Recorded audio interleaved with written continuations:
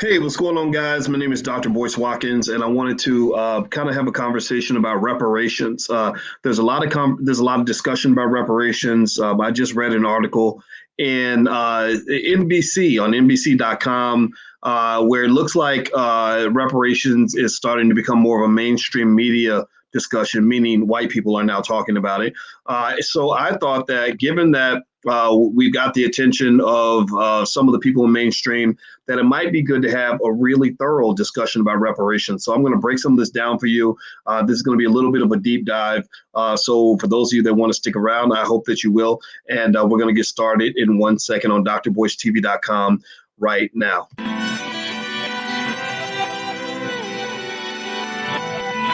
Here we are, clan the isms, cataclysm, great. Our people out here struggling, trying to make it in this state. Everybody out here doing it, but we the ones who late. Now family, we the ones who gotta delegate. Get that money in the power, never be fake. Stick to cosign for 3. What did he say? Create jobs, support our own. Educate the same and buy back your home. Got 3 degrees, triple 10. 3 PhDs, now we on the CNN. DBTV, let's talk about negligence. Ignorance is bliss, but we can turn it to intelligence. Believe none of what you hear, half of what you see. Let's break it down here on Dr. Boyce TV. Here we are. Hey, what's going on, guys? Welcome to drboycetv.com, the home for intelligent Black people. Today, we're going to talk about reparations. And I want to say hello to Gwen and Heru and Terrence and TSP. What's going on? And for those of you that are new to the platform, I want you to understand something. Make sure you know this. On this platform, we are Black first. We believe that Black people are capable of solving most of our own problems. I believe that Black people have the ability to make plans. We have the desire and ability and necessity to rebuild our families, rebuild our communities, and build our wealth in a healthy way. If you agree with that philosophy, then please stay. If you don't agree, if you don't want to be Black and intelligent, then please leave. It's okay. Just put a hashtag B1 in the chat if we're on the same page. B1 is our calling card. Hashtag B and the number 1. That means we're Black first. We solve our own problems first. That's really important for us to understand. So thank you, Ruth and Calvin and Stevie and Raymond. I see you. All right, so let's talk about reparations. I just read this article about reparations on NBC.com, and it got my attention because when NBCnews.com is talking about reparations, that means it's becoming more of a mainstream conversation. And the scary thing about mainstream media is that, so they have the power and ability to elevate a conversation, but they always kind of mess things up, especially when it comes to Black people stuff. They just don't do it right. Black folks struggle because we don't have good leadership. We struggle because we are having difficult problems being solved by people who, unfortunately, in many cases, can be considered to be absolute idiots. They are not qualified to solve these problems. In fact, if you recall, when Barack Obama was in office, the whole discussion during the whole Obama presidency was Black unemployment, Black unemployment, Black unemployment. And he didn't invite any employment experts into the White House that I know of. Dr. Claude Anderson, who wrote Powernomics, one of the most respected economic minds in Black history, lived right down the street from the White House. They never invited him in one time, but they invited Al Sharpton over 120 times. So no disrespect to Al Sharpton. I'm sure he can tell you how he can give you a good sermon because he's a pastor. I'm sure Al Sharpton could tell you where to get a good perm in your hair to make it nice, silky, and smooth. But I don't think Al Sharpton is the guy to be talking about pressing and important economic issues in the Black community. Now, what I want to impress upon you is the fact that they're sending a message when they do this. When someone pretends like they don't really have the ability to solve a problem, like it's just too complex, it's just too difficult, that it pretty much is them telling you they really don't want to solve the problem. Like, so when Joe Biden does an interview with Charlemagne the God, who spoke to some experts, he spoke to me and a bunch of other people about, the discussions that needed to be had. He gets very frustrated, right? He didn't like talking to Charlemagne. He didn't want to meet with Ice Cube at all because Ice Cube was consulting with Black scholars. He was consulting with Black experts. They don't want to hear from Black experts. So when that happens, what they do is they say, let's get Cardi B on the phone. Let's go talk to Cardi B. Cardi B, the lady who tells your 7-year-old daughter to sell WAP for a living and who is, teaching our kids how to grow up and become strippers. We'd rather talk to her because that's the person that we need representing the Black community. So one of the things that you have to understand about the Black Miss Leadership class is that the Black Miss Leadership class, those aren't leaders at all. These are individuals that were selected by white supremacy to lead Black people out of white supremacy. So when white supremacy is selecting the people that are supposed to lead you out of white supremacy, are they going to be successful? Yes or no? Are they going to be able to get the job done? Give me a yes or no. Are they going to be able to make progress? Give me a yes or no. Now, what is my evidence? Well, they asked me, what's your evidence, Dr. Boyce? Why are you talking crazy? You're just being mean. Well, studies show, and this is actually featured in this NBC article. Did you guys know? Let me know if you knew this. Did you know that the wealth gap between white and Black Americans has pretty much not changed in the last 40 years? Did y'all know that? Right? We have the civil rights movement. Remember Dr. King, we shall overcome, and social integration and all that conversation. If that movement was so powerful, why hasn't the wealth gap closed? I'm saying that slowly for the people in the back. Because, I talk to intelligent Black people, but you got Black folks out here that ain't that smart. You got people, white people, you got people out here that think that because you stood in the street and screamed Black Lives Matter, that somehow that's going to make a difference, right? Or you stood up and said, hands up, don't shoot, that's going to make a difference. So I'm saying this slowly because the proof is in the potato salad. If this movement were effective, then the wealth gap would have closed. Then you would see Black people's wealth going up and catching up to white folks, right? I mean, and I have to say it slow because for some reason, common sense doesn't really apply. People think that because they did something that made them feel emotionally good, that's the same as making progress. And no, that's just talk. Talk is cheap. Talk is not money. That's why they give you talk and they won't give you any cash. That's why politicians will talk all day about social integration. They will talk all day about getting white people to be nicer to you. They will talk all day about telling you that Black Lives Matter, but they will not talk about the money. And so the question you must ask is, why aren't you talking about the money? So everybody say the money. Everybody type the money in the chat, or type talk about the money in the chat. Talk about the money. I have a PhD in finance, so I'm about to talk about the money. We about to talk about the money. So everybody say it in the chat. Talk about the money. Right. So when they come to you and they start talking about this social integration and we want little white boys and little white girls holding hands, I want you to say, talk about the money. Like, we want we want every child to know that they have the right to be gay if they want. They can change their gender. Yeah, I want you to say that's nice, but talk about the money. We want every immigrant from every surrounding country and planet to be able to come to the U.S. and just say thank you. That's nice, but talk about the money. Well, we want to make sure that we've changed the voter ID laws so that you can make sure you can vote for the Democrats, so you can keep the Democratic Party in power. I want you to say that's nice, but talk about the money. So that, and that's what I want you to do. I want you to get used to that, because that's what sometimes you have to do to let people know you're serious. Sometimes you have to get to the point where you become a one-dimensional son of a bitch, where you literally are like, yeah, I hear everything you're saying, but talk about the money. Well, we just want you to know how much that we think Black Lives Matter. That's great. That's awesome, bro. But can you talk about the money, right? Because if you don't do that, then they're going to use every stupid pet trick that they can come up with to distract you. Sleight of hand. Like abracadabra, then your money disappears and you don't know what happened because they got you looking over here when all the action, you should have been just focused over there. So that's what I want you to get in the habit of saying. When they start talking about all these other little agendas and programs and initiatives and get out the vote challenges and voter ID laws and all that, I want you to say, that's so great. That's wonderful. Thank you. But let's talk about the money. Because if you do that, then they'll understand that you're serious, right? It's just like in Goodfellas when the guy kept saying, F you, pay me, F you, pay me. Well, blah, blah, blah, blah. No, F you, pay me, F you, pay me, right? You have to have that determination to get them to hear you, because they're not hearing you when you're saying, talk about the money, okay? So do me a favor, hit the thumbs up button, hit the share button, hit the subscribe button. Please do that. And let's read some of this article. And this is more of an involved conversation on reparations. And I wanted to do this because I'm not a guy that white people would want to have on TV. I'm not a guy. I used to be back when they thought I would play the game, but I don't play the game anymore. I'm tired of that. I need actual results. I'm into solutions. My friend Maj Toure, he calls it a solutionary. I'm a solutionary, right? So I want solutions. Also, I'm not a guy that they're going to invite into the big white university so I can sit and say a bunch of things that are going to make people feel good, because I'm a solution-based person. I'm a mathematician by training, which means that in mathematics, you can't pretend to solve a problem. You can't wave your hands and do a happy dance and have them think you solved the problem. You can't do a rope-a-dope and take them out and make them think you solved the problem. You really have to sit there and do it on the chalkboard and solve the problem. So I'm here to solve the problem. I'm here to connect the dots on why we've made very little economic progress in the last 40, 50 years, and why the reparations conversation is dangerously at risk of becoming a conversation that has nothing to do with foundational Black Americans that it was designed to support. Okay, so I'm gonna read this article. Hit the thumbs up button. Please hit that thumbs up button. Very important.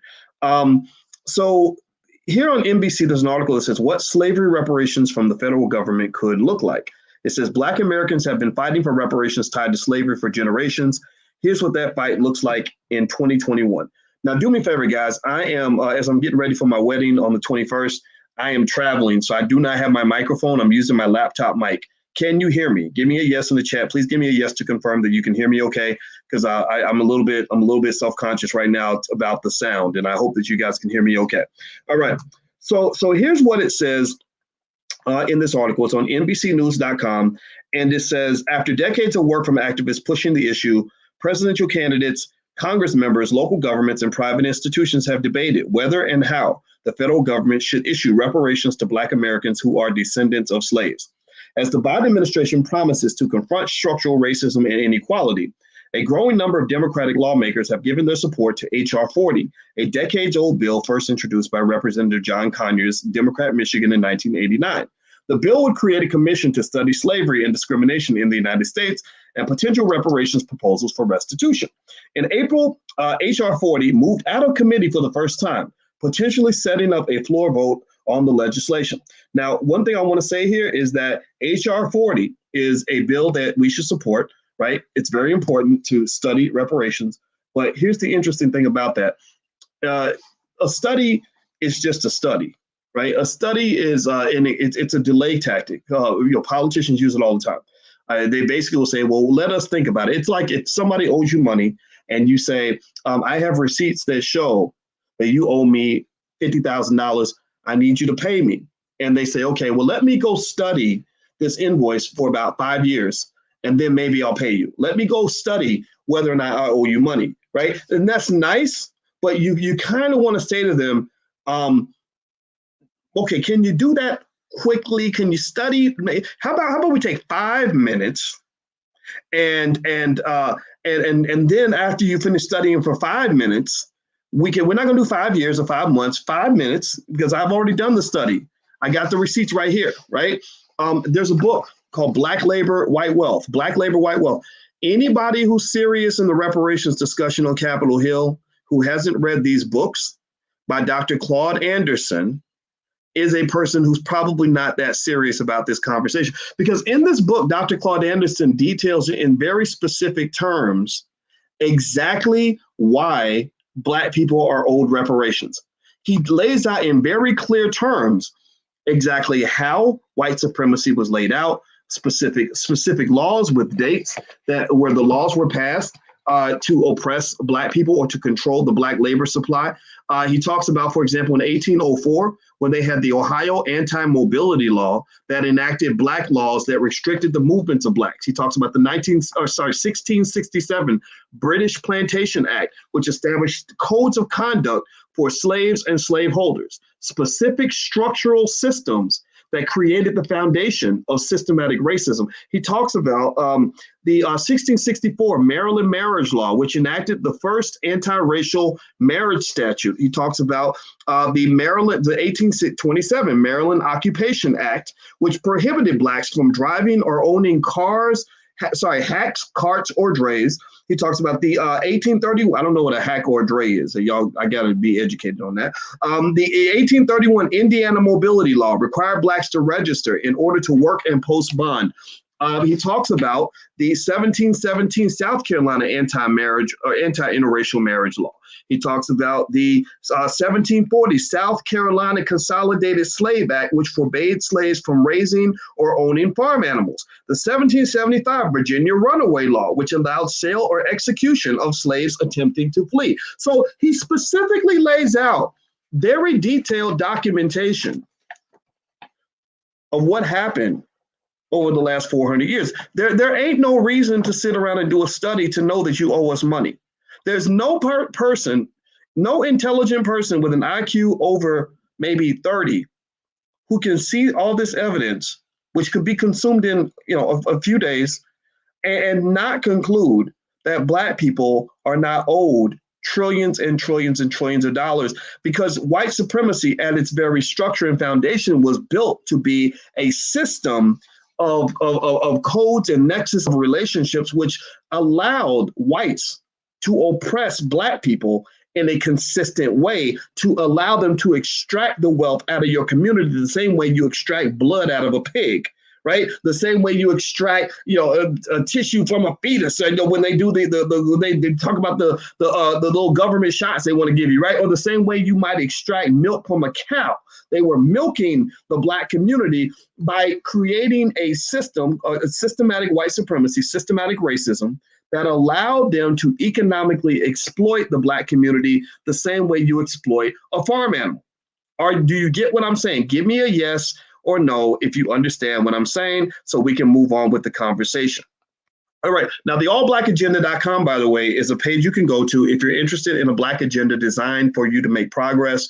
It is something we created with teams of scholars that care about the Black community. It's not government-based. It's not corporate-based. It's not based on a bunch of Negroes that got put on TV. This came from the Black community, from real problem solvers. So if you want to go take a look, it's the things like the $5 a day investing plan that we talk about on this platform a lot, where I, again, as a finance PhD, I can explain to you how investing small amounts of money over a consistent basis over a long period of time can create massive family wealth that will probably exceed any amount of money that's going to be written in a reparations bill. But let's keep going. That doesn't mean we're against reparations. We're very pro-reparations here, but I don't want you waiting on a government check, just like I don't want you waiting on a government shot. And instead of waiting on the government shot, I don't judge you whether you get it or not. I would rather you take care of your health. I would rather you learn the leading causes of death of Black people and how to prevent those. I would rather you learn how to have a healthy immune system so that viruses can't attack you as easily. I would rather you learn how to deal with the epidemics of mass murder that are occurring in the Black community from unhealthy food and diabetes and strokes and heart disease and cancers that are preventable, right? So I'd rather you learn the whole picture and not just screw everything up and wait for a government shot. Same thing financially. I want your financial body to be so healthy that you're not screwing yourself over and waiting on a government check, okay? I want you to take the check. If the check comes in, I want you to take it, but I don't want you to need it. Do you understand what I'm saying? Okay, so with that being said, here's what else the article says. It says, meanwhile, the ongoing reckoning with racial injustice and the health disparities exacerbated by the COVID-19 pandemic have called further attention to the ways Black people have faced generations of systematic discrimination. Well, with an issue so large and complex, proponents suggest a range of ways the U.S. could engage in reparations, while opponents say the time for redress for slavery and the discrimination and that followed has passed. Let's see here. So calls for reparations for enslaved men and women and later their descendants have been made in various forms since the end of the Civil War, but these demands have never been met by the federal government. In 1865, Union Major General William T. Sherman ordered, pay attention now, listen, that land confiscated from the Confederate landowners be divided up into 40-acre portions and distributed to newly emancipated Black families. Following President Abraham Lincoln's assassination, however, the order granting 40 acres and a mule was swiftly rescinded by new President Andrew Johnson. The majority of the land was returned to white landowners. So General Sherman, God bless him. He sounds like you talk about allies, right? I don't really believe in this idea that you got these allies that you think you have. But to me, hey, if he's chopping up land in 40-acre plots and giving it to Black folks, then you my ally. If you're helping me and my family eat, then you're a real ally. You tell me that you like me, you tell me Black Lives Matter, you're not really my ally. You're just pimping me a little bit. But if you actually showing up with and you were cutting checks and you're really actually supporting me in my effort to be independent, then I will call you an ally. So General Sherman, I would say, it sounds to me like as far as good white folks go, so to speak, he's an ally, right? So shout out to Sherman for this. He wanted to chop up all the land from the Confederate slave owners. And he wanted to give that land out to Black people in 40-acre plots. Don't worry, Terrence Williams, you're not too late, man. You're right here, brother. I see you. And so he wanted to pass this out and give everybody 40 acres and a mule. So that means that you have land. 40 acres of land is a lot of land, right? Imagine right now, how much do you think 40 acres of land would be worth? I don't know. Let's see. Let's see if I can Google that. Let me see. Let's see. So how much would 40 acres of land cost? Oh, wow. So it's auto completed. And let's pick Texas. Hit the thumbs up button. Please hit the thumbs up button if you haven't done it yet. Okay. So let's see. 40-acre plot. How about this? How about we start with how much of it is an acre of land in Texas? So an acre of land in Texas is about $3,000, right? So let's make the math easy. So somebody do the math for me. So if an acre of land is worth $3,000 in the state of Texas, how much is 40 acres of land worth approximately right now? So let's see. So you take the 40, so 4 times 3,000, that's 12,000, add a zero, that's $120,000. So that right there is $120,000 worth of land that Black people, were given, or should have, but did not receive, right? So we can add that to the tab in terms of the money that we're owed because they owe us a bunch of land. Land is a valuable asset. If you don't own land, you have to own something. Land is one of the realest things that you can own, and that's why they call it real estate. But I would just say that a reparations plan, one good one, could start with land ownership, access to land ownership. And this is actually going back to, in terms of what you want to look for in a reparations plan. I think that some sort of plan that gives millions of Black people the ability and the opportunity to own at least 40 acres of land through some sort of process, either giving them the land outright or allowing them to at least get an interest-free loan to buy the land would be a great start. The thing about Black people that they don't realize is that we're actually pretty nice people. We'll let you off the hook pretty easily if you just kind of do the right thing. Like, and some Black folks go overboard. Like, they'll just forgive anything. Joe Biden will put 100,000 Black men in prison. They still call him Uncle Joe. That's the crazy thing. But they forgave your damn relative. You got a cousin that took $5 from you in 1985, and you ain't talked to him in 30 years. But yeah, you'll forgive Uncle Joe for locking up 100,000 Black men. And so when you're talking about this reparations conversation, it ain't got to be complicated. You start with land. That's massive. That's huge. And I'm going to talk more about that in a second, but I just wanted to drill into that. So it says also in this article, I'm reading this article from NBC called What Slavery Reparations from the Federal Government Could Look Like. So they said that Sherman wanted to give Black people 40 acres and a mule. After the Civil War, formerly enslaved men and women also argued that their unpaid labor while in bondage entitled them to pensions. So they tried to get pensions. Their demands received resistance from the federal government, which accused prominent pension supporters of fraud and ignored pension bills brought up in Congress. So they did kind of what current lawmakers do. They just ignored them. They ignored them the same way they ignore you. And it's okay. Like, if they want to ignore you, that's fine.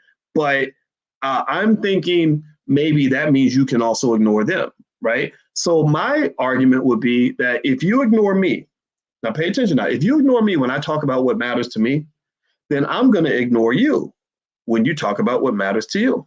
So if you come to me and you say, hey, Boyce, we got to get out and rock the vote. We got to make sure we get the Democrats in office.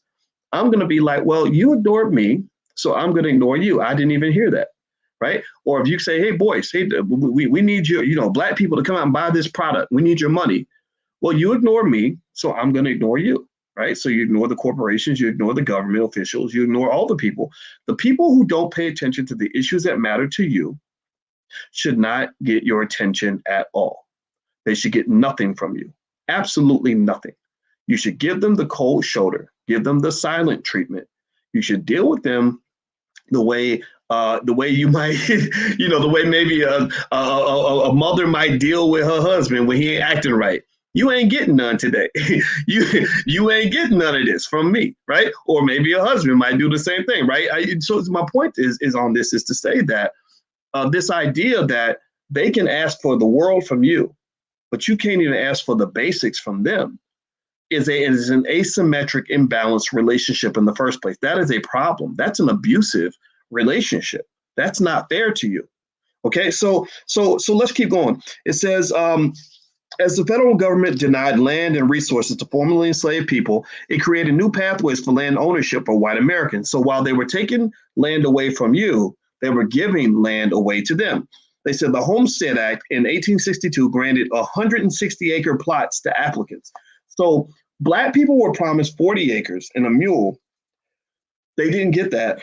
White people were promised 160 acres if they applied for the Homestead Act.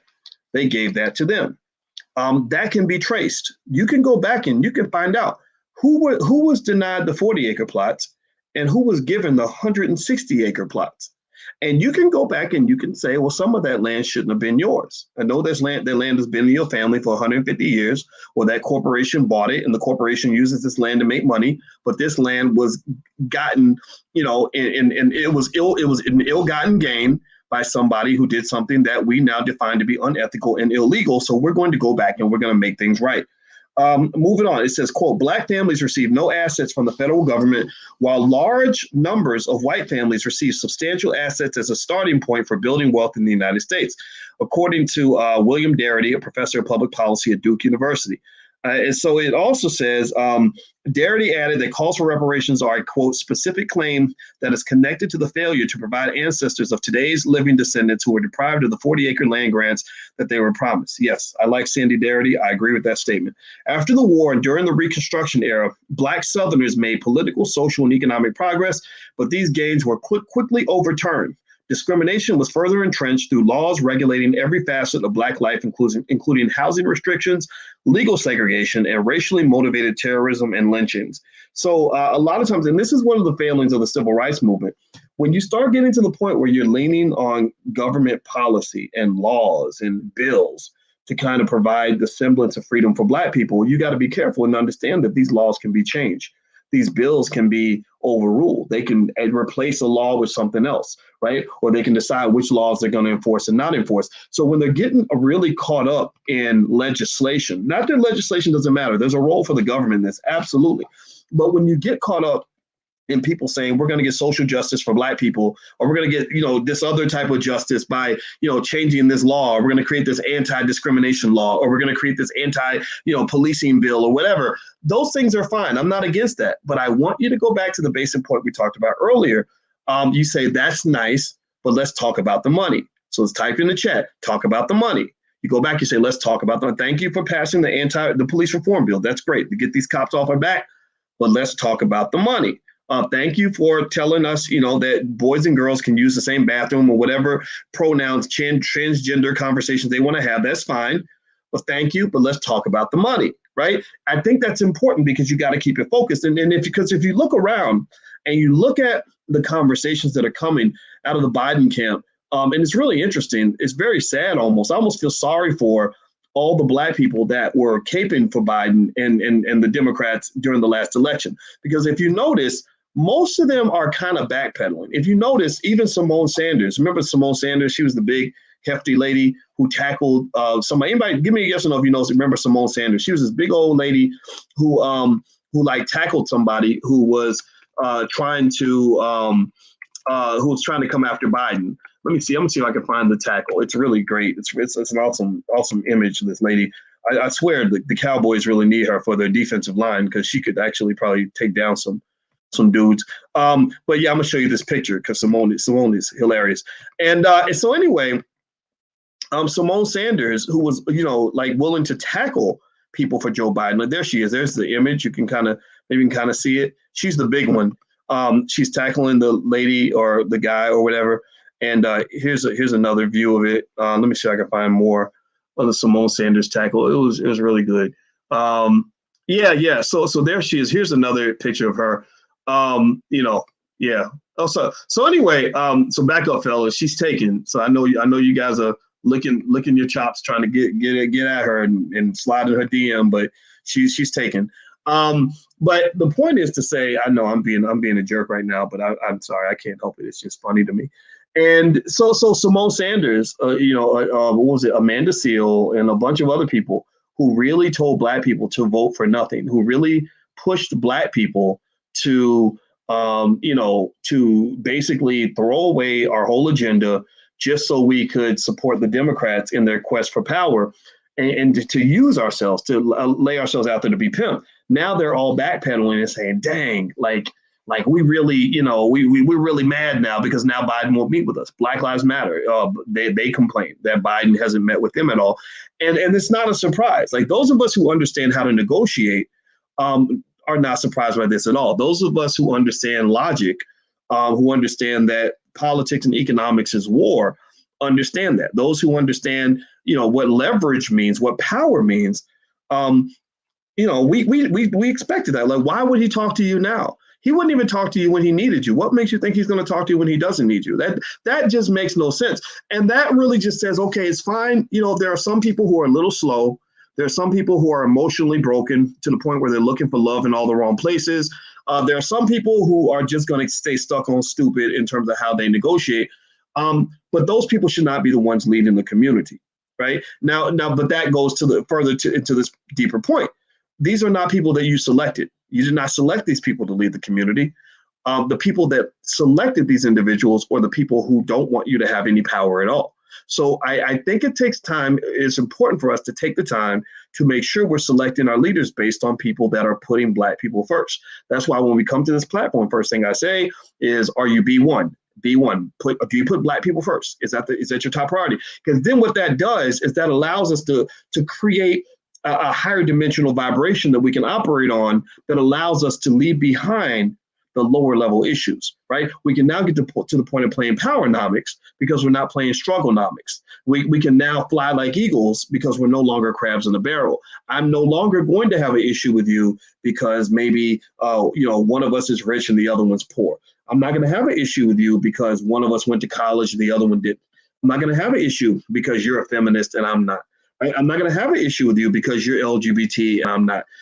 Because we're all Black first. So if we're Black first, meaning that the well-being and the development of the Black community is our number one priority, then all those other things become second and third level, third tier, right? It's like Maslow's hierarchy of needs. Psychologists know what this is. Maslow's hierarchy of needs basically says that you can't operate at the highest frequency in your life. You can't reach self-actualization until you've dealt with those lower level issues. So I want us to kind of get to this point where we kind of say, okay, we hear all this other stuff, these other lower level issues. We hear about the immigration debate. We ain't gonna have that debate today. We hear about the debate about transgender. We're not gonna have that debate. We hear about the debate about other, environmentalism and all this other. We're not gonna have that debate. We're gonna get back to this key idea. Let's talk about the money, because what Powernomics and Dr. Claude Anderson and a lot of other experts have explained to you is that when you control the economics, you can control everything. The economics is the one thing that changes everything. When you got the money, you make the rules. There's an old saying that says, "He who has the gold makes the rules." You don't make any rules because they've got the gold. So if you get the gold, then you can make the rules. And what are the rules in our society? Well, that's the politics. That's the bills and the police reform and all these are the rules, right? So he who has the gold makes the rules. So everybody, let's do another word for today, gold. Everybody type gold in the chat. We want the gold. We don't want the civil rights. We want the silver rights, right? So type gold into the chat to let me know what you're talking about, to let me know that you know what I'm talking about. Hit the thumbs up button, by the way. Please hit the thumbs up, share, subscribe button. Let's keep going. So it says in the 1930s and 40s, Black Americans also continued to be denied opportunities to build wealth under federal programs that benefited white families and communities. Under the GI Bill, for example, mortgage and school tuition benefits extended to Black soldiers were devalued due to state-endorsed and enforced segregation, according to law professor Adrian Davis In a pro-reparations human rights brief published in 2000, quote, there were far fewer places they could attend school or purchase housing. The schools were able to attend. The schools they were able to attend and they were able to buy were less, or houses they were able to buy were less valuable because they were Black institutions and Black neighborhoods, respectively, in an economy that valued whiteness. Excluding domestic and farm workers from Social Security legislation effectively shut out 60% of Black people across the U.S. and 65% of Southern states who worked in these occupations. Now, here's the thing. When you talk about an economy evaluating whiteness, I'm going to give you a little bit of a tiny economics lesson real quick. That's something I want you to process for a minute. You know, you are discriminated against in an economy that values whiteness. There's no question about it. We know that white supremacy is real and white privilege and all that stuff. Very, very real. But one of the things you must understand about economies is that multiple economies exist all throughout the world. You don't have to be in that economy. Like if I'm playing a game with you and it's basketball and you're taller than me and you always block my shots and you score all the points, I don't really have to be playing basketball. I don't really have to play on your court, right? We could be playing football. If I'm stockier and bigger than you, maybe suddenly if we're playing football, if we're playing a different game, then suddenly the advantage shifts over to me. But if I don't understand where the game comes from, then I can't understand how to best position myself to be able to win. The people that win the game are typically the people who create the game and who control the game, because they set the game up so that it leans in favor of whatever advantage they have. So an economy built by white people is naturally going to favor whiteness. An institution that is built by white people is going to favor whiteness. A media outlet that was built by white people, like Viacom, which owns BET, is going to favor whiteness. Why would you build something? Why would you build anything that doesn't favor you and the people who are like you? Right? That would be kind of stupid, right? So the thing is that when you talk about economies, you can create economies, right? An economy is nothing more than a network. That's all it is. Cryptocurrency. Think about this. Trillions of dollars have been created in the crypto markets just due to networking effects. The crypto specialists and the technologists got together and created a currency. They created Bitcoin out of thin air. The government didn't tell them to do it. They didn't get permission from the banks to do it. They didn't get permission from anybody. They created a currency and had enough people that believed in that currency that currency is now worth trillions and trillions of dollars. What is the total market value of Bitcoin, by the way? Let me look this up. Let me see. Let me actually do a little research right quick. All right, so let's see. The value, the market, hit the thumbs up button. Please hit the thumbs up button. We're going deep here, people. Like I just felt that God told me to do it, so we have to do it. The market cap of Bitcoin is $926 billion. Is Bitcoin the most valuable currency or cryptocurrency in the world? I think it's way up there. It's way up there. I thought it was over $1 trillion. But anyway, so it's a $1 trillion economy that was created out of thin air. So the same way that Bitcoin and crypto enthusiasts can create a $1 trillion economy on their own, Black people can also create a $1 trillion economy of their own. The same way that that technological capability is valued in the crypto space, well, you can be in a space where Blackness is valued in the Black space, right? So this idea that somehow you are just, unconditionally and undeniably discriminated against at all times and always oppressed, no matter where you go in the universe, is false. You are not oppressed everywhere. Because it's raining in your neighborhood, that does not mean it's raining all across the United States. You just ain't never left your motherfucking block. Okay, that's what it is. You haven't left your block, so you think it's raining everywhere because it's raining on your block.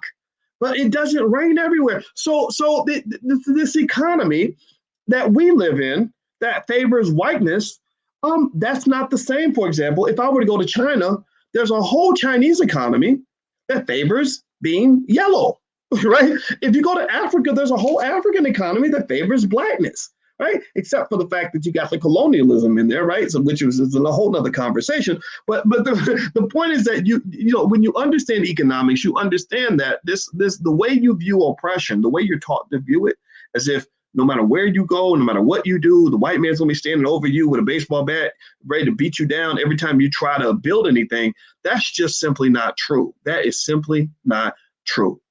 Do me a favor, hit the thumbs up button, hit the share button, hit the subscribe button. There's my Twitter. Please follow me on Twitter. I need more smart Black people following me.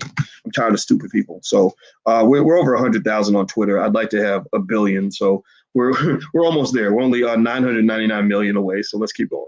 All right. So I'm reading this article on NBC News about reparations, and it also says excluding domestic and farm workers from Social Security legislation effectively shut out 60% of Black people across the U.S. Blah, blah, blah. According to Brookings Institute, experts argue that such omissions from federal policy have not been fully corrected and have been magnified by widening health, education, employment, and housing disparities, as well as a basic lack of access to capital. Collectively, these historical and current disadvantages have led reparations proponents to argue that while slavery is where denials of wealth and equal rights began, the cumulative effects of both slavery and systematic federal denials of opportunity that follow continue to impact the descendants of enslaved people in the present, for sure. Experts disagree on what reparations should look like. And that's where I want to kind of throw my 2 cents in. I'm not a guy that's going to be invited to give congressional testimony, nor would I want to be, right? So if you're thinking about inviting me to do testimony on Capitol Hill, just don't call me, please. I ain't got time. I want to talk to Black people. I don't want to talk to stupid people, on Capitol Hill. I don't like politicians. I'd rather consult with someone and let them go do it. I got better things to do, like raising my children. But still, let me throw in my 2 cents for those of you that are interested in this debate, that would like to understand a way to view reparations and how that might make sense and how that might achieve the goal. So what I'll start with is they tend to measure quality of life in 3 key areas of health, wealth, and relationships. Those are 3 key areas that tend to shape the majority of your quality of life. So for example, if I see a friend I haven't talked to in a year and I say, hey man, how you doing? If he had a major surgery or if he's dying or something, he'll say, yeah, man, I'm not doing well, but I got a surgery and I think I'm doing better, right? That's health, right? And then if he got a new job, somewhere else making more money, he'll say, yeah, man, I got a new job at the factory and I moved to Maryland because it's a great opportunity, right? So that's wealth, right? And if he just met a new woman that he's dating or he's about to get married, he'll be like, yeah, man, we're about to get married. And I met a girl that I really like. And I'll be like, oh, congratulations, man. That's great. So that's relationships, right? So health, wealth, and relationships tend to determine your quality of life, right? If your health is bad and your money ain't right and your girl's getting on your nerves, then you're going to have a pretty low quality life, right? So I would argue this, that one simple framework in order to kind of think about how we might process reparations might be to start with health, wealth, and relationships. If we want Black people to be doing better, if we want to solve problems in terms of making people's lives better, we can start with those 3 key areas. So let's start with health. Well, with health, you have, at the very least, you have mental and physical health. Those are a couple major health areas, right? So a lot of Black folks suffer that post-traumatic slave disorder. We have a lot of psychological damage that's come from things like mass incarceration back when Joe Biden and Bill Clinton conspired to lock up over 100,000 Black men back in the 1990s. We have a lot of a lot of mental health problems, right? Little children growing up, going through all kinds of hell because daddy ain't in the house, or the neighborhood's got, gunfire and they got PTSD and all that, right? So that means, like, mentally, right, we need therapy. We need armies of therapists that are being compensated on a very high level to help repair some of that damage that's been done from all the trauma that so many Black people have experienced. Give me a yes or no if you feel, as a Black person, that you've been traumatized. Give me a yes or no. I want to see how many of you in this room will go ahead and confess out loud that you are a victim of trauma, PTSD. Maybe you grew up with really uncomfortable poverty. Maybe you saw somebody get killed when you were young. I raised both hands because my biological father was never there. He wasn't around when I was a baby. He went to prison for drugs. My stepfather, who raised me, went to Vietnam. He was a very mean man. I struggled with abuse because of that, but he was a wonderful guy. I loved him to death, but he wasn't perfect, and he'll admit that. Just in terms, saw my best friend get shot in the head in front of his daughter when I was 25 years old. Still love her, still talk to her. I talked to her the other day because I look out for her, because that's what my friend would want. His name was Greg Wilkins, Louisville, Kentucky, 1996. He didn't live too far away from where Breonna Taylor was killed. So a lot of us have this trauma, these things that we just saw, this shit you saw when you were a kid, where you're like, damn, it kind of sucks being Black. Like you really in your mind associate Blackness with pain. Like you just think, God, being Black just means, like literally, it's almost like a rite of passage where when you grow up and you're Black, we just almost get to the point where we compare like horror stories that we experience growing up Black or in not having enough money, just seeing stuff we shouldn't have seen when we were kids, all that, right? So that's where the mental health aspect comes into play. I encourage all of you who are able to do it, which you should be, get some mental health. Like that therapy is necessary because that therapy is part of the reason why you have trouble staying married when you get married. It's the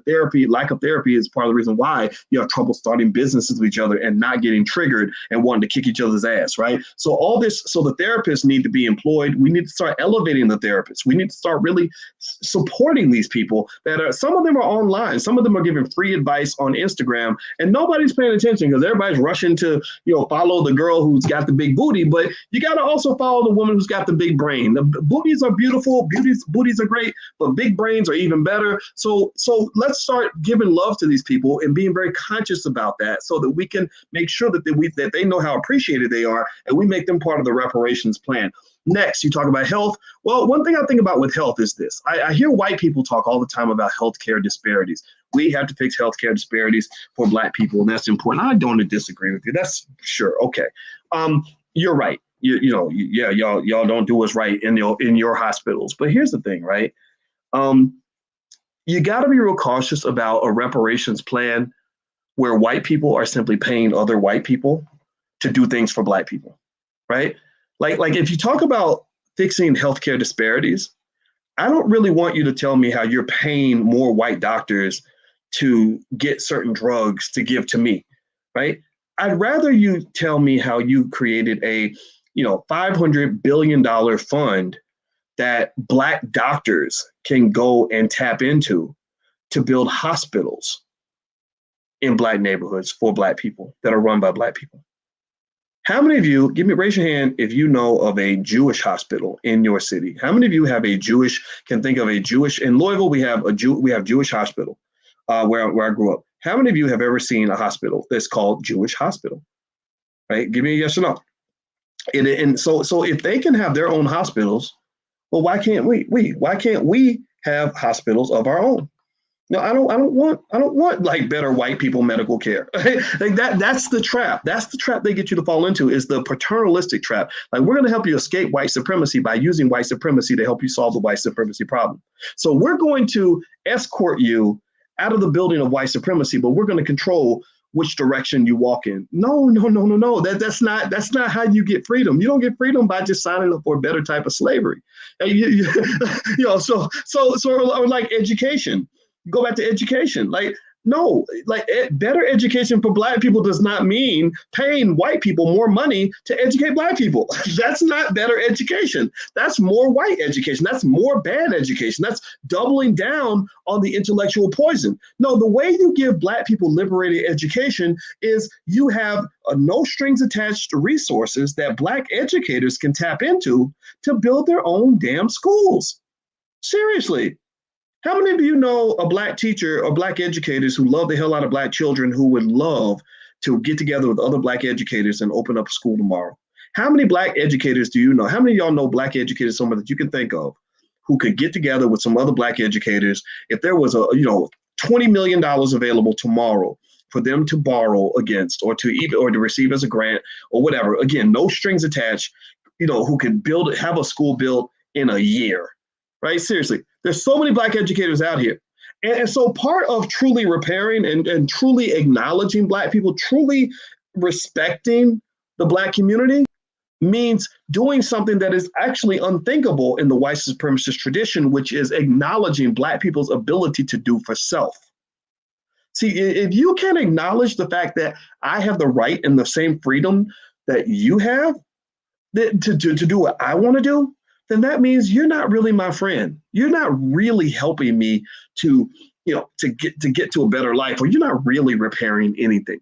You're pretending to prepare, right? It's like that documentary I told you guys about called Poverty Inc., where they actually explain how all these charitable organizations designed to address African poverty actually keep those countries in poverty. They need them to stay in poverty because what they'll do is they'll collect a bunch of money. They'll use the trauma of the poverty to market it, just like they market George Floyd's death, just like they market Trayvon Martin and marketed Tamir Rice's death. They will market the Black trauma and collect a bunch of donations from people who are paying them money, white people paying other white people to go solve a Black problem, because clearly they believe Black people are not capable of solving the problem themselves. Where really, if you really want to solve that problem and you really want to help those people, then you will give them the resources and also give them access to the training they might need in order to do this on their own.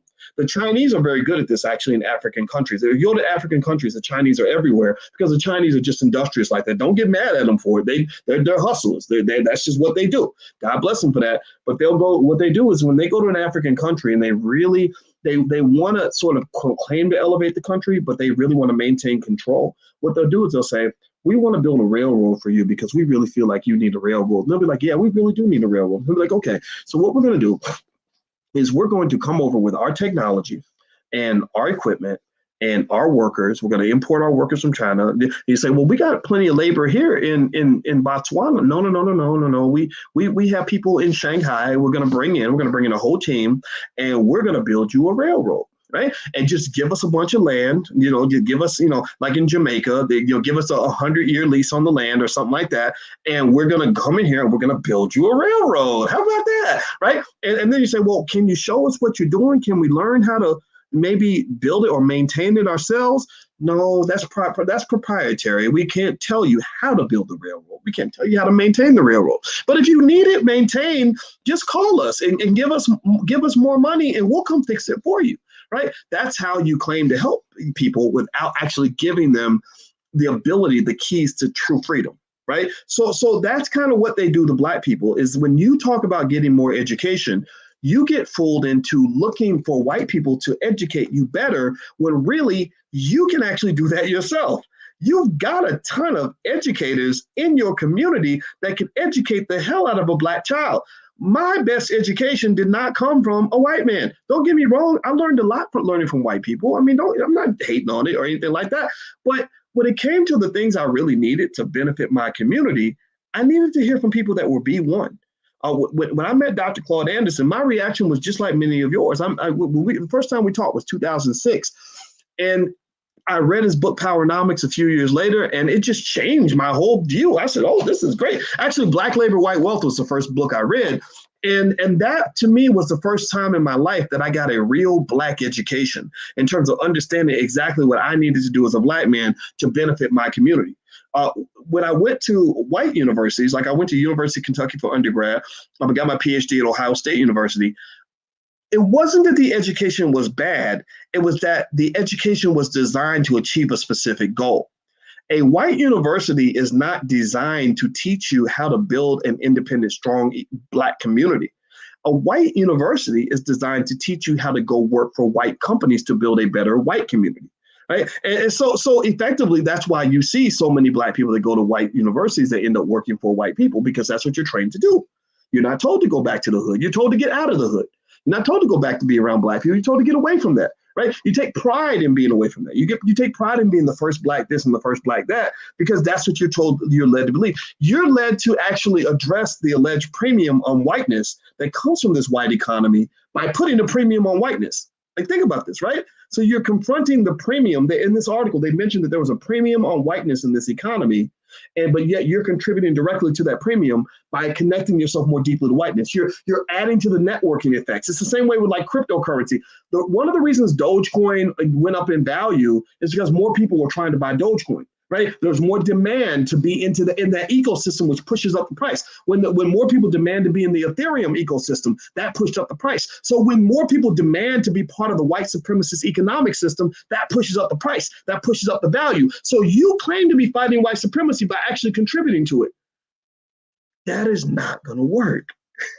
That does not compute. 2 + 2 is not going to equal 4 in that particular context, right? So I would just say to you that you have to think deeply about this, because white supremacy is a complex system.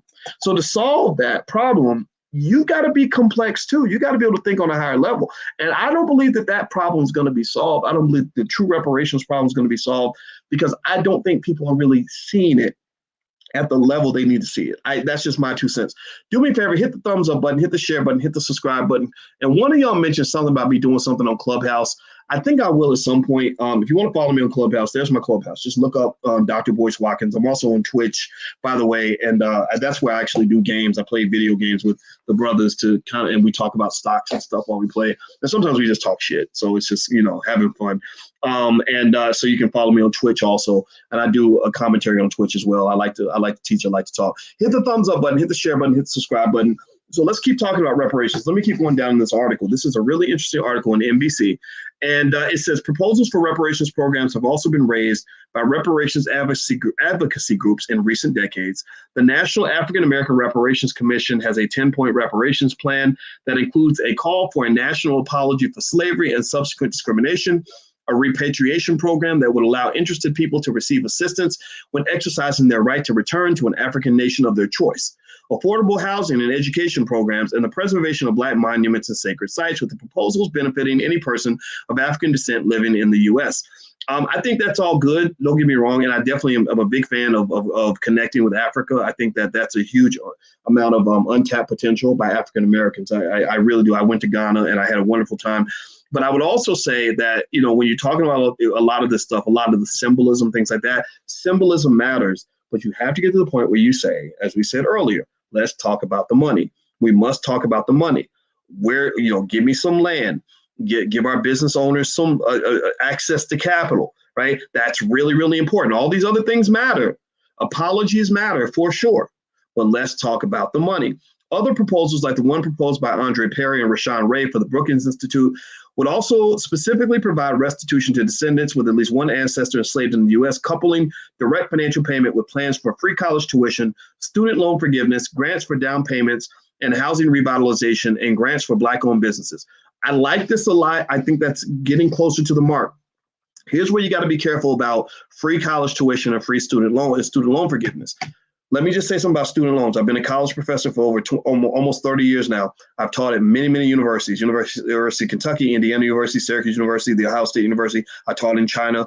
I know university systems really well. I think college is cool. We're sending our child to college this year. We got all of our kids are going to go to college. So this is not anti-college. But one thing you must understand about student loans, where you got to be careful, is that student loans are kind of an artificial debt. Student loans are kind of like, it's like if I said, let's say that you really needed an ink pen and you really had to sign an important document and there was no other pen within a 50-mile radius. And I said, you need this pen? And you say, yeah. And I say, okay, well, I'll give you this pen, but you got to pay me $5,000 for this pen. And you say, well, Boyce, I don't have $5,000, but I need that pen. And I say, okay, how about this? Once I give you the pen, I want you to sign another piece of paper that says that you owe me $5,000, right? So you say, okay, fine, whatever, right? And you sign the document, you take the pen, you sign the document. So now you owe me $5,000.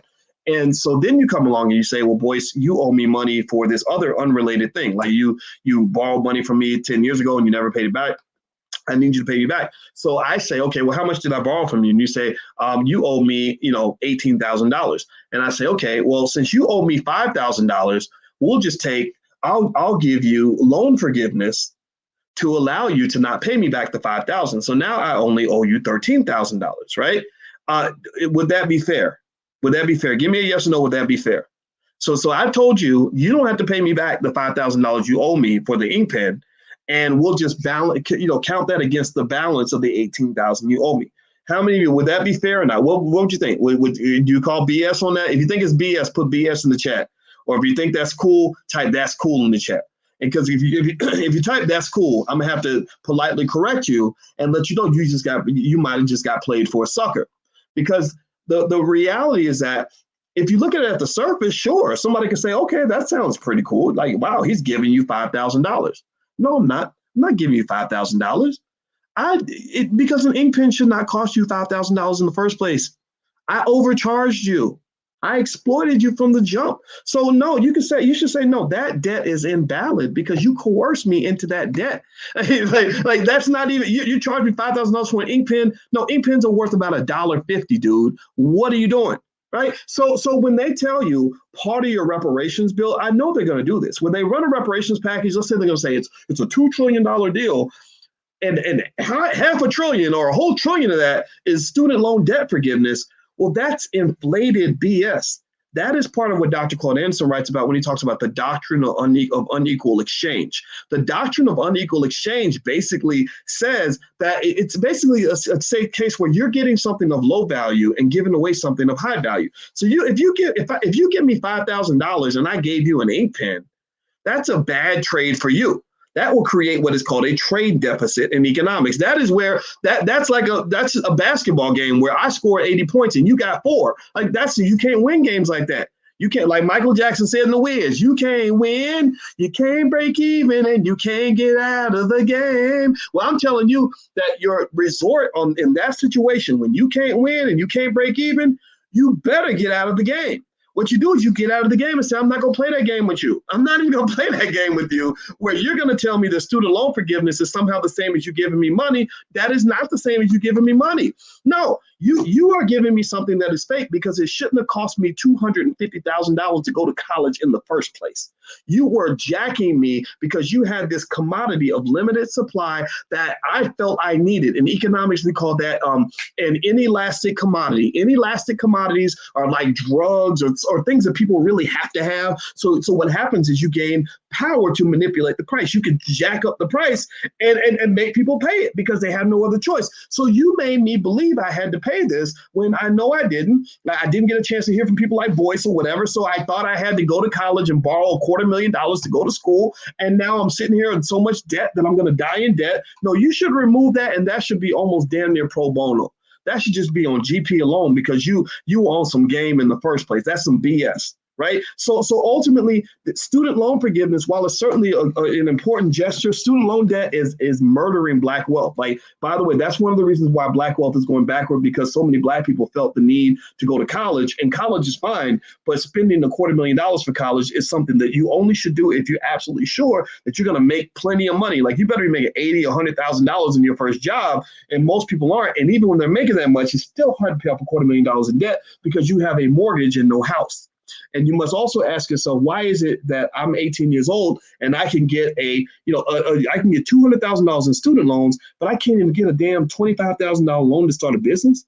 Like, that's messed up. That's crazy. Right? Well, that's because a student loan really isn't a real loan. It's not real money. They're not giving you money to do whatever you want with no strings attached. They're loaning you money to buy an overpriced product. So it's like going to a store and them saying, well, we're not going to loan you any real money, but we have $18,000 fur coats and we'll give you the coat and allow you to get $18,000 in credit to get an $18,000 fur coat. Well, fur coat shouldn't cost you $18,000. Right? So that's a problem. So I think just addressing those basic things, like, why can I get a $200,000 in student loans, but I can't get $25,000 for a business loan? When starting a business, in many cases, will have a much greater impact on my economic future than going to college. Not that going to college is bad, but I'm telling you, I know a lot of college graduates and I know a lot of business owners. And if I compare the incomes of the business owners to the college grads, ain't no comparison. Ain't no comparison. Okay. So hit the thumbs up button. Please hit the thumbs up, share, subscribe button. And by the way, if anybody wants to support the channel, we do have a Patreon. You can feel free to become a member at intelligentblackpeople.com. There's the URL. And thank you, Jerome Milton, for your donation. Jerome made a donation and I did not acknowledge it at the time because I was in the flow of things. But I want to say thank you, brother. I see you and I appreciate you very, very much. Thank you for your support. So moving on. So what they wrote here is that making the American dream an equitable reality demands the same U.S. government that denied wealth to Blacks restore that deferred wealth through reparations to their descendants. This was written by the Brookings Institution, Andre Perry and Rashawn Ray. I guess there are scholars there. The variety of proposals show that even some supporters of reparations, there's some disagreement about what a full program should look like. Quote, I think we would be doing ourselves a huge disservice if we were just talking about financial compensation alone, says Dryzen Heath, a racial justice researcher with Human Rights Watch. And there's some local governments that are doing some initiatives, and the article's in NBCnews.com if you want to read it. It's titled what slavery reparations from the federal government could look like. Now, let me dig and break down what I think will be an adequate reparations plan. And in order to do this, actually, let me read a little bit from Dr. Claude Anderson's book, Black Labor, White Wealth, which, again, when they talk about wanting to do a reparations study in HR 40, that's not necessary because the study's been done. This book is a study on reparations, and he breaks down so many detailed pieces of information. It's on powernomics.com. Powernomics.com is where you can get Dr. Anderson's books. I encourage everybody to go take a look because Dr. Anderson is the real deal. He is today's modern Marcus Garvey, if you will. He's W.E.B. Du Bois. W.E.B. Du Bois mixed with Marcus Garvey, mixed with Booker T. Washington, mixed with Frederick Douglass. I mean, he's a great man, and I love him, and I think we need to give him his flowers while he's here. Don't just wait until the man's gone to start celebrating him. Y'all need to start celebrating Dr. Claude Anderson right now, right up there with Dr. King, right up there with Martin Luther King, right up there with the Malcolms, right up there with everybody else. Celebrate that man because this man has given you a gift that there's no school in this country that gives you that. Even your HBCUs don't give you that. HBCUs, let's just keep it 100. They're great institutions, but we know who created HBCUs. HBCUs don't invite Dr. Anderson in to speak. Howard University has never wanted a Claude Anderson to speak. And the question becomes, what's dangerous about a man who actually gives real concrete instructions and ideas that put the Black community first? What's dangerous about that? Why is that a problem? What makes him worse than all the white people that you've had come speak at Howard? I don't understand that. And I think that they should be challenged on that to kind of say, like, well, what's going on here? And why will you brag all day about all the Black people you sent to go work for Goldman Sachs, but you don't talk so much about the Black people who are actually in the community building? Somebody like Sharif Abdul Malik, who went to Howard, who has built We Buy Black, one of the most extraordinary and impactful Black economic networks in the history of this country. Like, this man made Black history. He's created millions and millions and millions of dollars worth of transactional commerce that has elevated the conditions of thousands of Black families across this world. And you don't mention him at all, but you'll mention a Negro with a job in a second. I want you to think about that. So they need to be challenged on that. Anybody and I love my HBCU folks. Don't get me wrong, HBCUs are great, but you gotta make them better. You gotta challenge them to go to the next level. So let me read more. 130 years after slavery, American society has become more pluralistic and competitive, but Blacks' marginal conditions remain relatively unchanged. In some respects, they have worsened. The socioeconomic inequalities that existed between whites and Blacks during and shortly after slavery are now structural. For example, on the eve of the Civil War, records indicated that more than 50% of free Blacks were paupers, meaning they were very poor.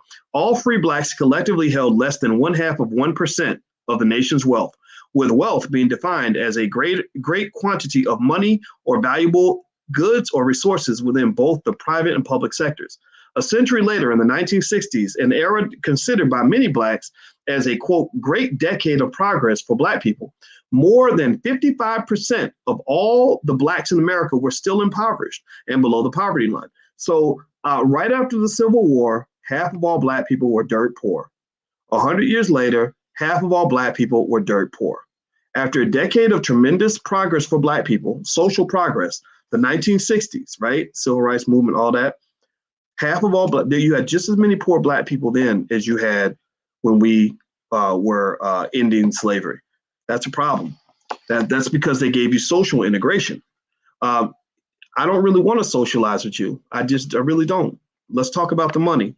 I don't really need you to be my friend. I don't need you to tell me Black Lives Matter. I don't need you to tell me that you think I'm nice and you think I'm handsome. Or I don't need all that. I don't need your love. I want that money. Give me that paper. Period. Let's talk about the money. Type that in the chat. Talk about the money. All right. So here we go. It says, and Blacks barely held 1% of the nation's wealth. According to the 1990 census, approximately 40% of all Black families are receiving public assistance, and the number is increasing with more than 56% of all Black female-headed households beneath the poverty level. Black unemployment has not significantly improved in comparative terms over the last century. According to Curry, an historian, Black unemployment exceeded 40% in the 1850s. The National Urban League's 1992 State of Black America report differed from the U.S. government figures, indicating that the hidden and true unemployment rate is approximately 28% for Black adults and 55% for Black youth. So the discomfort index. was still high, where they measure your quality of life. Let's see, what else does he say? He also talks about how despite the election of tons and tons of Black politicians, Black people literally did not see any progress in our economic condition. Let me show you. This is something I want you to keep in mind when you hear politicians telling you that the best way to improve the Black community is for everybody to show up and vote. And this is important to address because I know Gabrielle Union did a little skit where she was kind of making fun of the Black conscious community, for the fact that there are some people who question whether or not voting is giving Black people what we really deserve. And I'm not going to debate that one way or the other. I'm just going to sort of provide you some data to kind of help you kind of process this in a more effective way.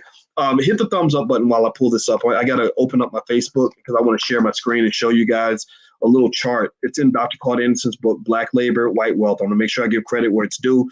Dr. Anderson is the one who created this masterpiece. I'm actually working on a book that I'll tell you guys more about later that I want to contribute to the literature in this, and I'll explain it more as time goes on. But this is what Dr. Anderson did, and I just love him for creating this book. So let me show you all a little chart in this book, and this is something I want you to keep in mind when they start telling you that the best way to improve the Black community is for everybody to go and rock the vote and get your booty to the polls and all this other stuff that they tell you. All right, so this chart here, what this shows you is a comparison of Black socioeconomic conditions and the number of Black elected officials. So I don't know if you can see the chart, but I'm going to read it to you. I'm going to dictate some of this to you. If you see in 1964, we had 103 Black elected officials. That was it. At that time, the unemployment rate was 10.8%. Black incarceration rate, Black prison percentage was 33%. Blacks below the poverty line was 34%. Per capita income was about $53,000. Or I guess on an index, I guess it's weighted or maybe in $1990. Look at 1992. Go all the way down to 1992. In 1992, we went from 103 Black elected officials to 8,000. So we were voting like crazy. This is up to the 90s. This doesn't include everything that's happened since then. But we elected 8,000 Black elected officials compared to 103. Unemployment, you would expect unemployment to be improved in the community. No, our unemployment rate is actually higher. It went from 10.8% to 14.6%. Black incarceration rate, are fewer Black people going to prison? Are we filling up the prisons less? No, actually, we were filling up the prisons more. We went from 33% of the prison population to 45%. Blacks below the poverty line. Okay, clearly there's got to be fewer Black people in poverty because we got all these Black elected officials. Everybody's been voting like crazy, right? Well, no, not quite. 1964, 34% of Blacks were below the poverty line. 1992, it's 34.4%, so almost equal. And then per capita income did increase slightly, not very much, but it did increase a little bit. There was no change in wealth. There was no change in the wealth gap, or at least no meaningful change. And so effectively, what this says to you, what this shows really clearly is that voting is not everything. That's not it. That's not the final solution. I'm not saying that I'm going to judge you whether you vote or not. It's a controversial topic, and I think that's fine. I'm a person that believes voting does matter for sure. But you must be voting for something. You must be getting something for your vote. If you're getting nothing for your vote, then I'm not sure if voting really matters other than being a feel-good exercise that makes you just say, hey, look, I did it. I can wear a little button. A lot of people wear this little button to say, I voted. It's like, I'm proud. Like, look at me, I voted. So I think that the question is, are you okay with us taking the next step to say, what did you vote for? Right? Now, if all you can say is, well, I voted because I had to get that son of a bitch out of office, right? Well, that means you played into their hands, because that's how they get you to stop focusing on the main issue, is by distracting you with something that scares you or upsets you, right? By me emotionally triggering you, I then am able to control you and get you to go along and do what I say, because I've injected this anger and this fear inside your spirit that will cause you to pretty much take orders from me, right? Studies show that people who are scared or angry are not thinking logically. So they're going to just follow instructions because they're so nervous about what's going to happen next. Okay. So with that being said, let me finish up here with some more in terms of what I think should be included in a reparations plan. I decided I want to just have this conversation with you because I want to make sure that they do some of this right, and those of you that are in here sort of watching the debate, I want to give you the tools so that when you're debating on social media, maybe you can lean on all this. you can take my ideas. You don't even got to give me credit. I don't care who gets the credit. Seriously, like you could just act like you came up with it on your own, and that's fine. Talk about this, right? Push the issue a little bit further, right? Get away from allowing them to just talk about social integration and social issues and symbolic issues and say, let's talk about the money. Right? What does it mean to talk about the money? Well, remember earlier I said that quality of life is measured typically in three major areas: health, wealth, and relationships. So we talked about health. Health means mental and physical health. So that means, like, if you're talking about dealing with mental health, post-traumatic slave disorder, all the trauma in the Black community, well, that's what all our therapists are there for. We got an army of thousands and thousands of Black therapists. I'm marrying one, and so I know a lot of them who are prepared to, if you deploy them and you give them money, the money that they need, they don't need a lot, they can then go out and help the community. So create a gigantic fund, $500 billion that we can use, that we as a community can deploy to our therapists to go and help the community. Next, you've got physical health. Well, that means ownership of Black-owned hospitals. You got Jewish hospitals all over the country. There should be Black hospitals too, right? We deserve to own our own hospitals with our doctors looking out for our community. Next, you talk about wealth. Well, wealth to me makes, I think about one thing you could do is you could create $1 trillion fund that is available for maybe some grants, but I think even zero interest loans at least available in addition to grants for Black-owned businesses. I know some people say, no, we don't want loans. We want it to all be grants. And I think that's fine. But I know that as a Black business owner, sure, a grant is nice, but I would have just been happy to get a good loan for, low or no interest, where I could go and do like the white boys and go borrow $1 million so I could really do what I wanted to do. A lot of Black business owners are out here bootstrapping.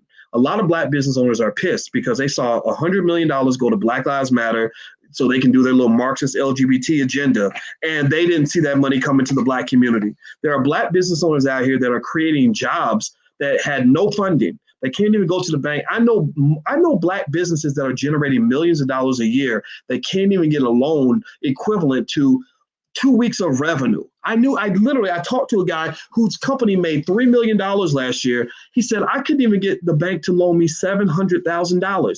What the fuck is that? What is that? What the hell? What is that? Like, you mean to tell me that even the people that are making millions of dollars a year can't even borrow $700,000? Get out of here. So I think that's some low-hanging fruit. Create a $1 trillion fund, create a committee with people like me on it, where we can, without any strings attached, allow Black businesses to come in and get massive loans to really supersize their businesses and get training to go with that. Right? We've got the Black Business School. You give me $100 million tomorrow, I can deploy Black business schools all across the United States and have Black people looking like the most economically educated group of people on the planet. Like, I know how to do this. I'm doing that from a YouTube channel. I've accomplished more from a YouTube channel than most universities have accomplished with billions of dollars in resources.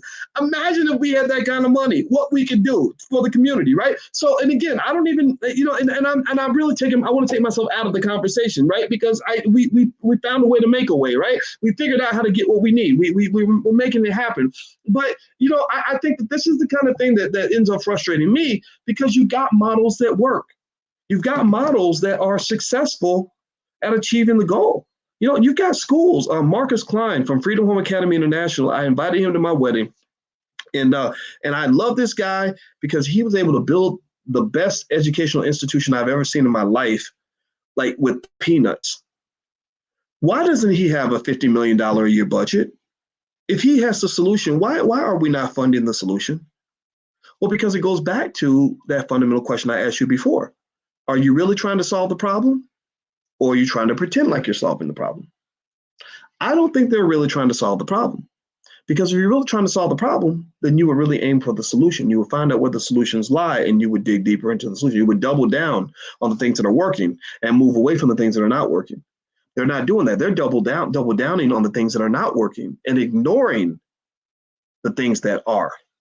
Okay, so this is your fundamental issue, right? So when I think about what we're going to try to do with the Black Business School, I don't have a lot of faith that the government's ever going to see what we can do, right? I mean, a lot of you in here will say, like, give me a yes in the chat if you can confirm that you've probably learned more about economics, at least from me, than you ever learned in college. You probably went to college 4 years and 2 years of graduate school and learned more literally by coming to this platform or taking a class in the Black Business School than you learned from anything else. Give me a yes in the chat. Please say something, because it makes us feel, it makes us happy. Lets us know we're not talking to the air.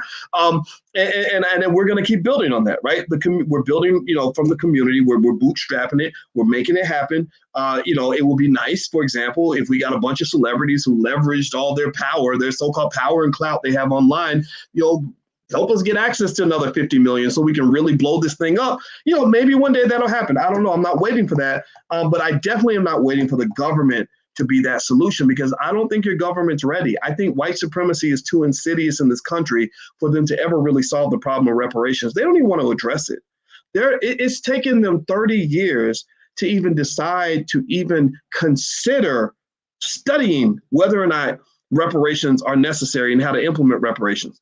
You understand that? Like, they're not even, they're dragging their feet beyond dragging. They're not even to the point of dragging their feet. Their feet aren't even off the bed yet. So I don't really know how we're going to get to a point where meaningful reparations are paid. I just don't have a lot of faith in that, to be honest with you.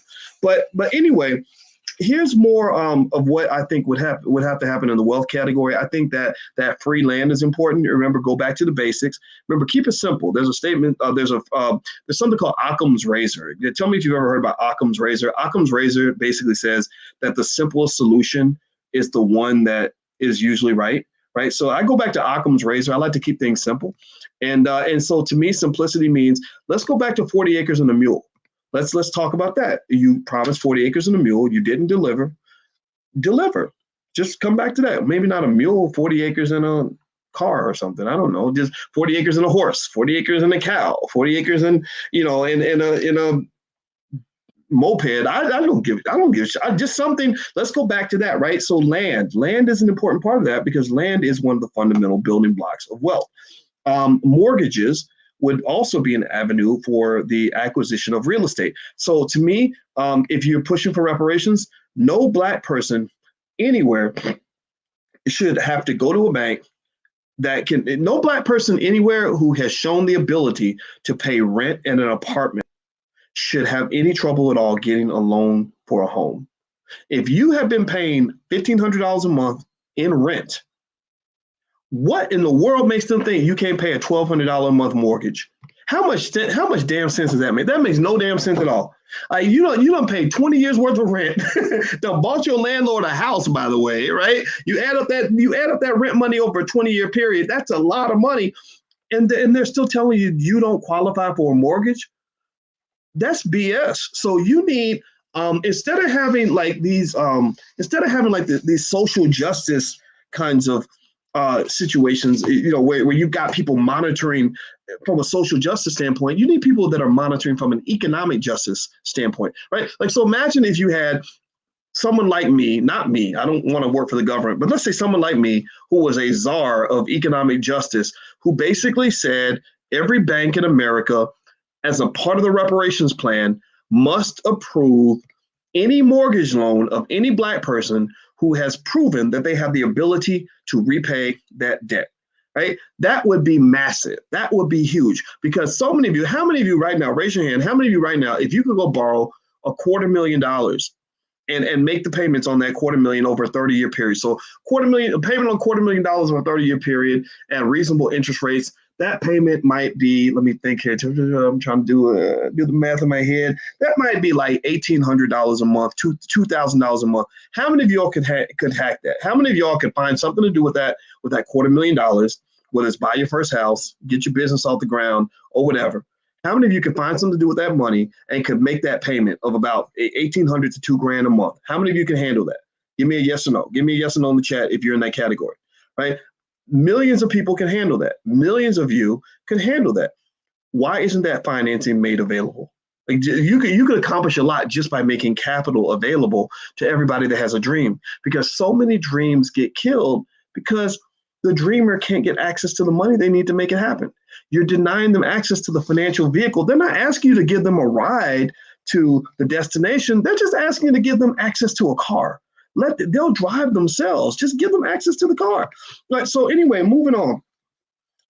I think Black people should have our own schools. We should have $1 trillion fund for businesses. There are no strings attached. Mortgages for any Black person who shows the ability to pay. Free land. Give everybody 40 acres or whatever. Go take it from those farmers or whatever you got to do. Just go get our land back. Also, relationships. Remember, I said health, wealth, and relationships. When I think about relationships, I think about family, and I think about our bad relationships with each other, where our trauma causes us to fight and spend a lot of time going back and forth with each other after we're re-triggering each other, and we can't build businesses together, can't build families together, whatever. Well, that's where our army of therapists comes in. And I think that those therapists can help us build better relationships. And again, because I'm a do for selfer also, because I don't have a lot of faith in white people saving us. I just don't believe that's going to happen.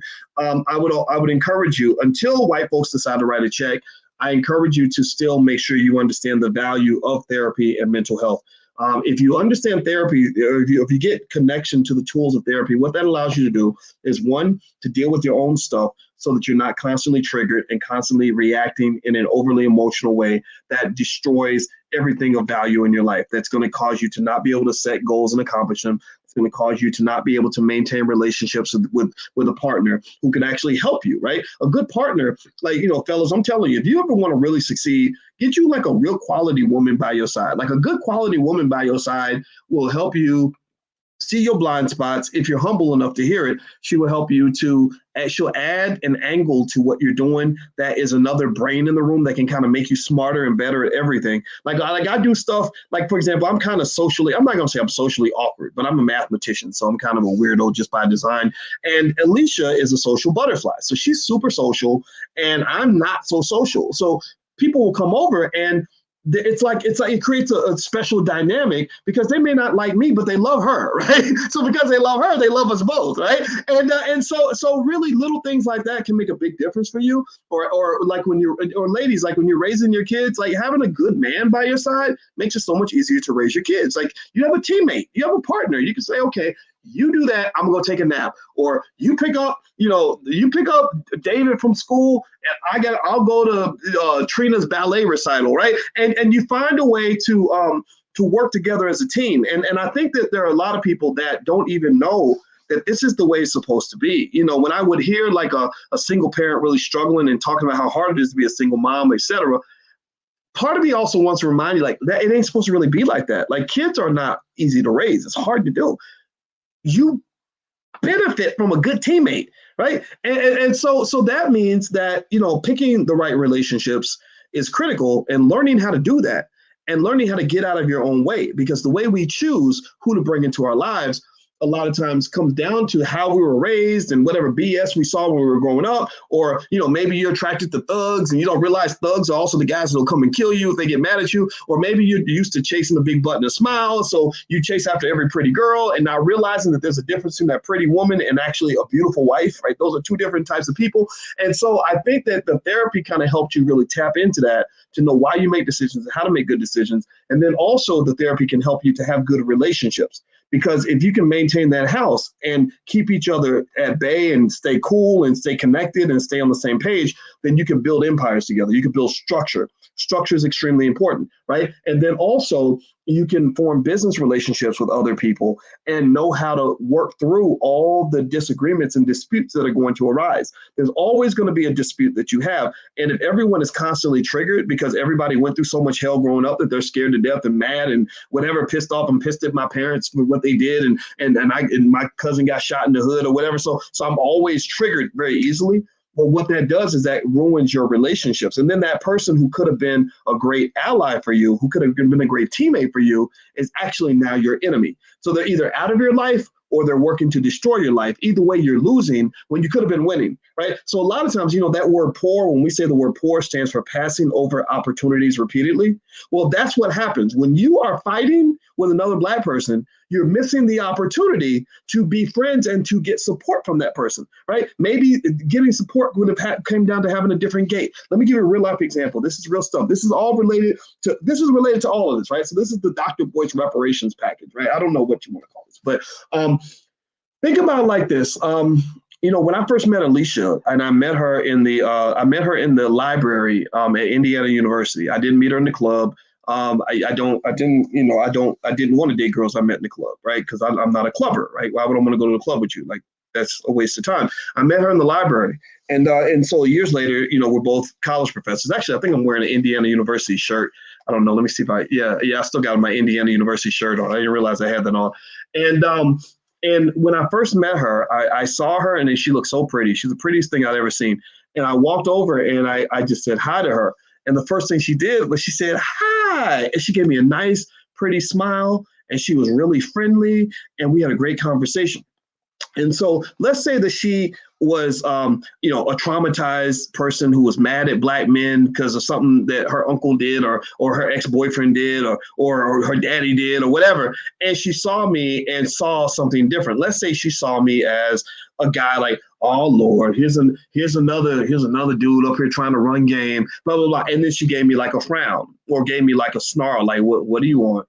Like, okay, I don't have time to talk right now. Like, let's say that her gait had been completely different. Well, what would have happened is I would have walked away. I would have said, I'm sorry, I didn't want to disturb you. I just want to say hi. I have a good day. And I would have walked away. Right. And you think about that. Right. So here we are years later, we're getting married this month and we're going to be teammates. Like we already are teammates. We do a lot of stuff together, not just business stuff, but like raising the kids is like it's a full-time job for everybody. Right. And if we had a bad interaction that first time we met each other, like if one of us had somehow been triggered, or if I had been running to, coming up to her was on some BS because I think that, women are trash, or I think that, you got to play them before they play you, or I'm on this weird mindset that some guys have, like you got to pimp these hoes, that type of thinking that comes from hip hop culture, which again is promoted by white supremacist radio stations and all this other stuff, then that would have created a whole different dynamic, which would have led us to go this way instead of coming together. So coming together means that now we've got a joint effort to build some sort of legacy, to build some sort of empire together, some sort of family together. Whereas if we were separate, we'd be off hustling on our own individually. So you can do things on your own. I think somebody said that you can do it on your own individually. Yeah, there are lots of things you can do on your own, no question about it. But remember, there's an old African proverb that says, if you want to go fast, go alone. But if you want to go far, go together. And a lot of our people are exhausted and worn down and sad and depressed and just miserable because you've been doing it all by yourself. And a lot of us don't need to hear, like, you're not supposed to do it by yourself. And if you are a person who has an open gate where you allow that love into your space, you're embracing other people, you're supporting other people, you're creating this sort of positive engagement with others, then next thing you know, you got a clique and a posse. And one thing about economics, I'm going to tell you something about economic strength, and other types of strength, is that you're always better as a group most of the time. Most of the time, you are better when you got people that have your back. You're better when you're in a gang. Like and this is something I try to think about in every aspect of life. Like you guys know on my Twitch channel, and I'll give you guys the URL if you want to come and hang out with us. We play Call of Duty, right? And it's something I just wanted to do. And I know people think it's immature, but I think maturity is kind of overrated.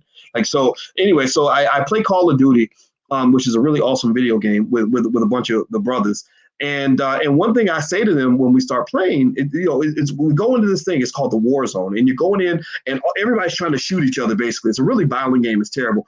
But what I say to the guys is, I say, stay together, work together, communicate. Let's plan our strategy. Let's talk about what we're going to do before we do it. Because one thing I noticed was, I said, think about this. Whenever you're out there and you're playing, if you're by yourself and you run into a whole group that's organized and structured, you're dead. You can't go. You say, oh God, I ran into a whole team of people. I got to get out of here, right? It's like running into a whole street gang. You can't beat a street gang by yourself.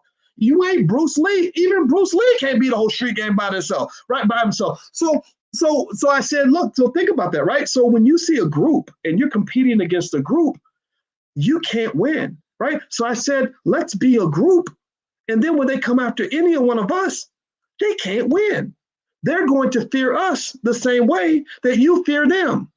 And the reason that white supremacy, I'm going to circle this back around, because we talk about the systemic nature of racism in America, which you can learn from Dr. Claude Anderson's book. Go to powernomics.com. Everybody should take a look at his books. Your kids should be reading his books too. he talks about the reason that white folks have gotten such a grip on you, the reason they were able to get together and beat you to death and rob you blind is because they operate as a group. They had group think. They made laws and systems that brought them together. A system, even a corporation is a system, which is nothing more technically, if you look up the definition of a corporation, it is a nexus of relationships. This is where that word relationship comes into play. Y'all think I'm just talking about relationships just to be cute. No, relationships are everything.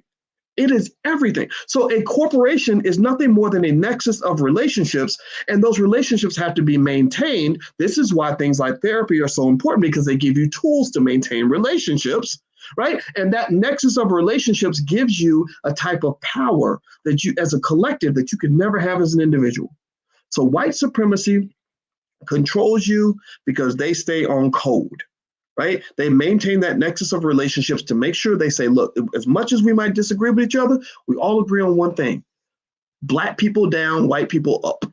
Right? Like they say, they used to say pimps up, hoes down, right? So you're the hoes and they're the pimps. Right? So I encourage you to use that energy to your advantage, right?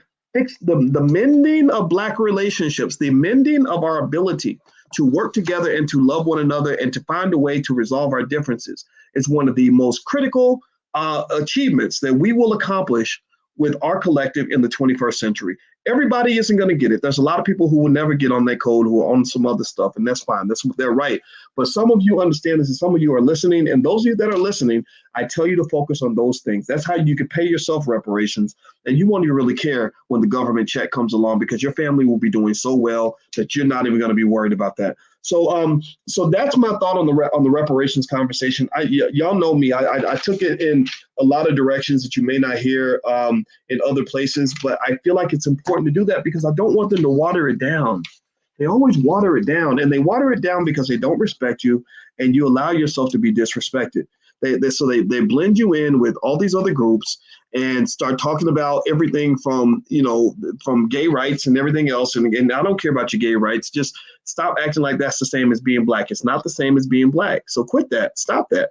I just want you to kind of know where the power is. Again, so let's go back to that key point I made in the beginning so we can make sure this conversation goes full circle. Thank you, Surviving the Fray, for your donation and support. I appreciate you very much.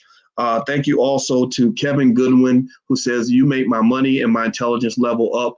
Good, man. I'm very happy to hear that, brother. I'm very happy to hear that you're doing well. And I'm happy to hear anybody's doing well because of what they get from here. I mean, why would you come here if you weren't benefiting?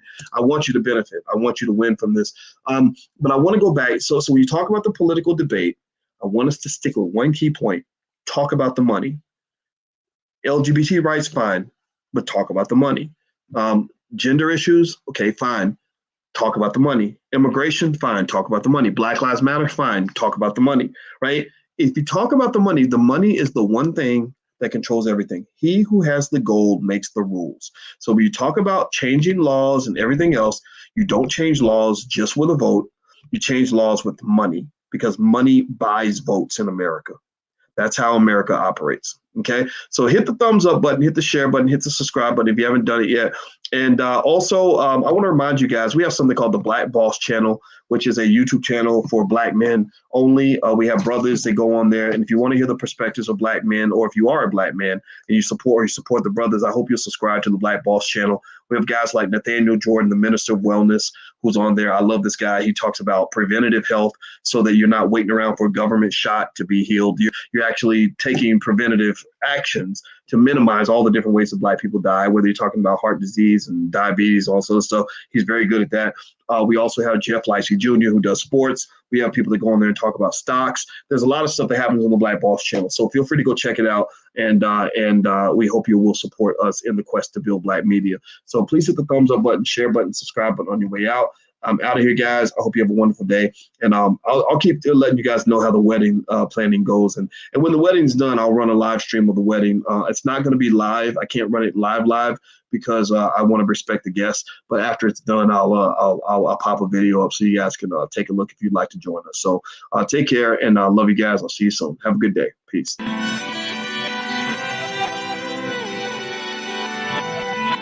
Here we are, clan the isms, cataclysm great.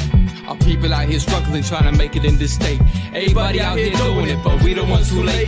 Now family, we the ones who gotta delegate. Get that money in the power, never be fake. Stick to cosign for 3. What did he say? Create jobs, support our own. Educate the same and buy back your home. Got 3 degrees, triple 10. 3 PhDs, now we on the CNN. DBTV, let's talk about negligence. Ignorance is bliss, but we can turn it to intelligence. Believe none of what you hear, half of what you see.